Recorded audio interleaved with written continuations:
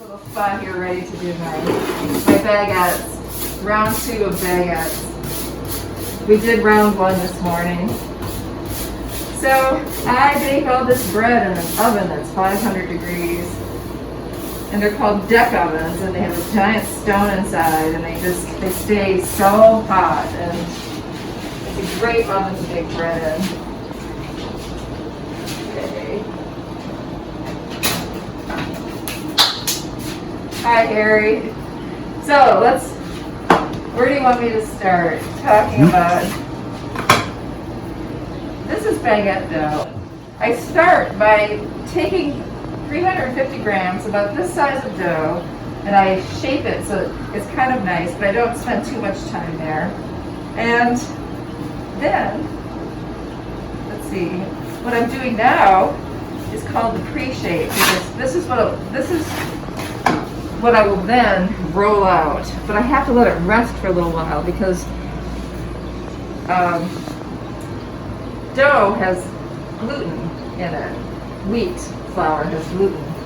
And gluten and the other protein, gliadin, it stretches, but it also tightens up, just like our muscles. And if it's too tight, it won't roll out nicely and it won't stretch. So I have to pre-shape it, let it rest, let it relax. And when it's relaxed, then I can do the rolling out. There's life in dough. And most of my breads have what's called sourdough starter. It doesn't mean that they're necessarily sour. It's a natural levain. It's yeast that just comes from both the flour itself and from the air, and that's what makes the bread rise, and it's very much alive. Now these baguettes actually are made with yeast, commercial yeast, but it ferments overnight, so it still gives it this depth of flavor. But then you get up in the morning, you come to your bakery, you open the fridge, you open the dough box, and it's grown and there's bubbles.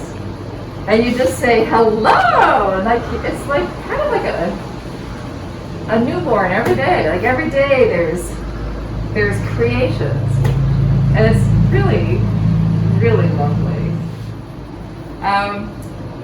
So I've done a bunch of different things in my life to earn a living.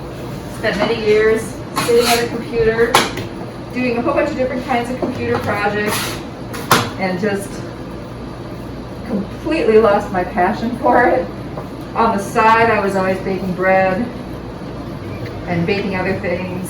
And then I baked bread for our local CSA, Community Supported Agriculture, for 3 years. I was doing all of that out of home and desperately looking all over nearby, because this is the edge of Sunset Park, and I didn't want to go too far from here because we live 3 blocks from here. And very hard to find an affordable commercial space. There's a lot of empty storefronts, but you don't want to go overboard with rent when you're baking bread because you won't be able to afford your rent.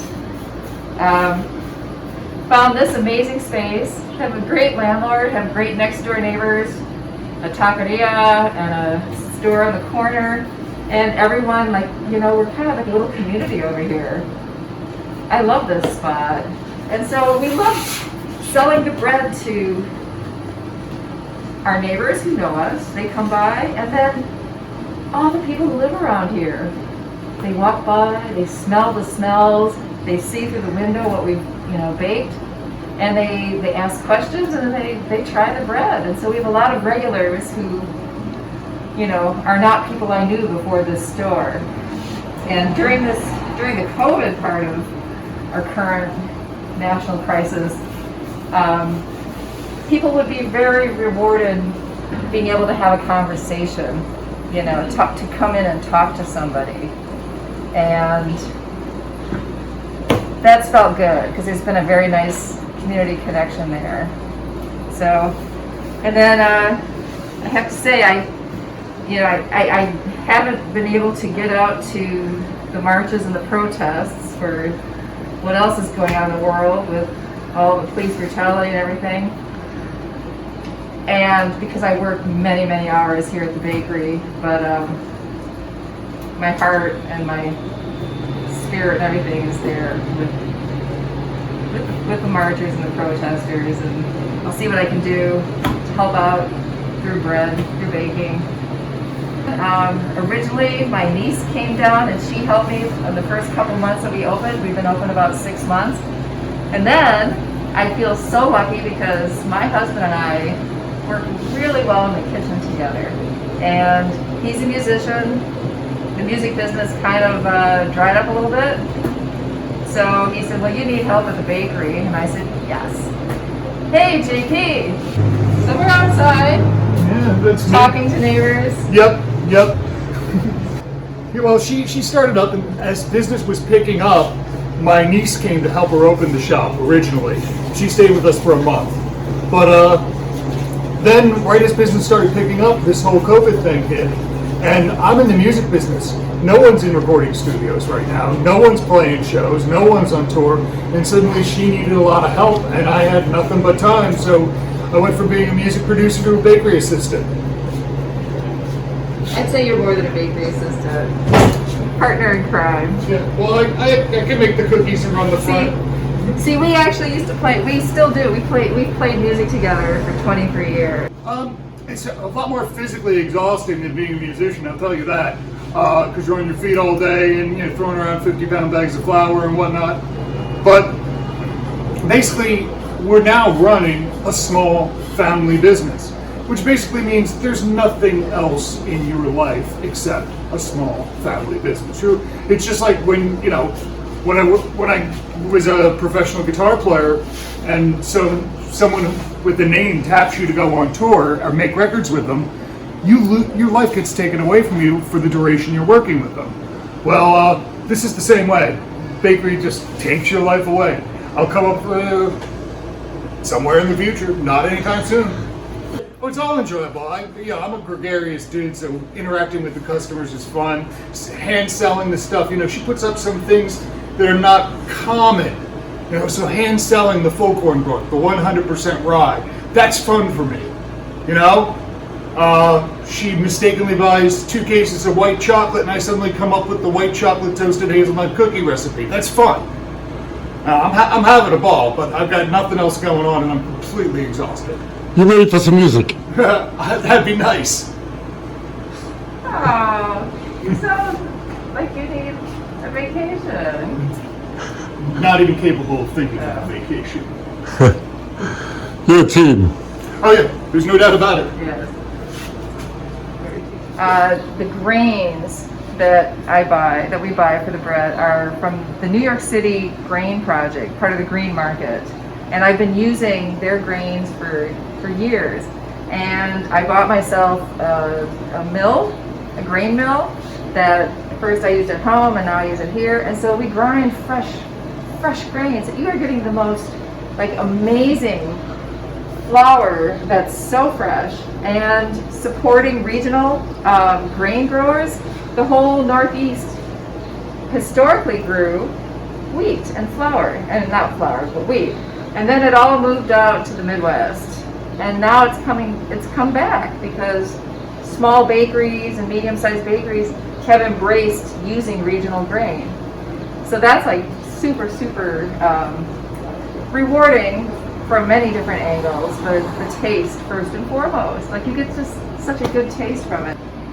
Okay, so I'm going to describe the bread, but I need to take this mask off because it's kind of hard to talk through it. So you need to stay 6 feet away. Thank you.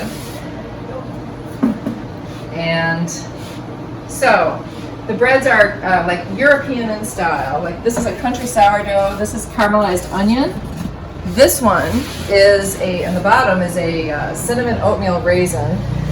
And that also uses sourdough starter. A lot of the breads use that natural sourdough starter. There's a brown bread that I call brown broat. And that's got a lot of the wheat. There's 3 different varieties. Warthog, Redeemer, and Red Fife. These are 3 heritage wheats that are grown in the Northeast that are blended together, plus the Danko rye. And then the cookies. So JP now is took over the cookies, which is great. And so there's chocolate walnut oat, white chocolate, toasted hazelnut oat, and grandma cookies with nutmeg. Every week I make cinnamon rolls from the challah dough that I make on Fridays. So like there's a variety of breads. I make challah on Fridays. I make these kind of European style breads. Different days are different breads.